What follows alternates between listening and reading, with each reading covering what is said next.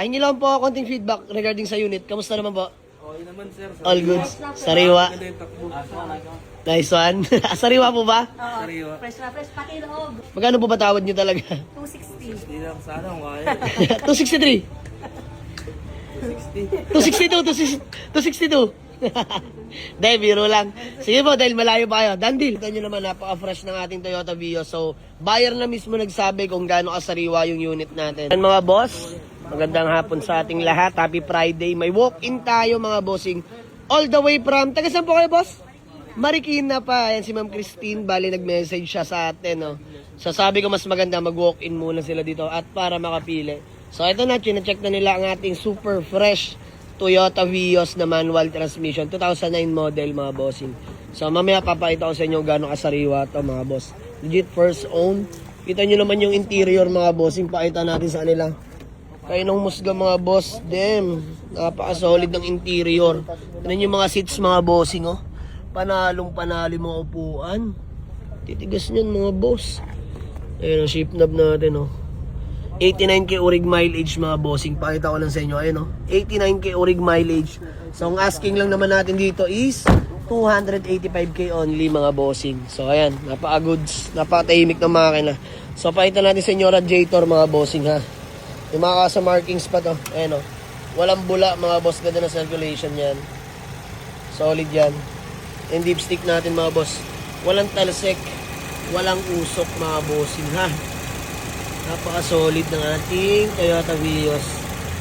Yan, napakatipid sa gasolina na ito mga boss. Alam nyo naman pag Vios. Single BBTI engine mga boss. Batman kung tawagin. Paint condition, 9 out of 10 ako dito. Napaka-solid. Di mo siya perfect dahil ito yung segunda mano. Pero mga boss, as I promise, kahit yung walk-in natin, nabighanit na patingin dito mga bossing. Hindi nyo naman yung unat ng kanyan mga sir. Test drive na agad sa umaambon, no? Ayan, laban pa rin. Ayan na, tapos na mag-test drive. Hingi lang po ako konting feedback regarding sa unit. Kamusta naman po? Okay naman, sir. All goods. Sariwa. Maganda yung takbo. Nice one. Sariwa po ba? Oo. Sariwa. Fresh na fresh. Pati loob. Yun, no? So, by the way, 295 asking, 285 asking ko dyan. Sabi ko kahit sana 265. Magkano po ba tawad nyo talaga? 260. Hindi lang sana kung kaya. 263. 262. 262. Dahil, biro lang. Sige po, dahil malayo pa kayo. Dandil, 260. Thank you, boss. Thank you. Bossing, maraming salamat. Pero bago yan, boss, pangalan nyo po? Owen. Ayan si Boss Owen. Madam, Christine. Ma'am Christine, bossing. Don po. Ayos kayo, Don. Kayo po yung mga taga Marikina. Mga taga Marikina pa mga boss. Taga Avite, dito ka lang boss. Ayan. So mga boss, yung convoy nila Honda Civic FD, napaka-pogi. Sariwa din, all stock lang mga boss, pero napaka-din tingnan.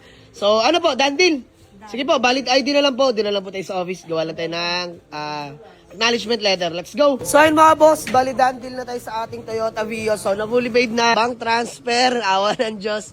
So boss, madam, maraming salamat sa tiwala. Boss, baka may gusto lang mo ng batiin ng shoutout. Shoutout sa mga tropa ko sa Marikina tsaka yung mga tropa sa Cavite. Ayun Madam, kayo po, baka may gusto kayong batiin shoutout. Wala. Excited ba nga? Ayan mga bossing. So dandil na mga boss, kita nyo naman napaka-fresh ng ating Toyota Vios. So buyer na mismo nagsabi kung gaano kasariwa yung unit natin. So yun lang mga boss, maraming salamat.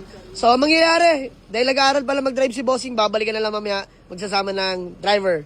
Ayan, so na-detailed na rin naman ito mga boss. Fully detailed na interior, exterior. Na 3-step na rin natin yan. So yun lang, maraming salamat.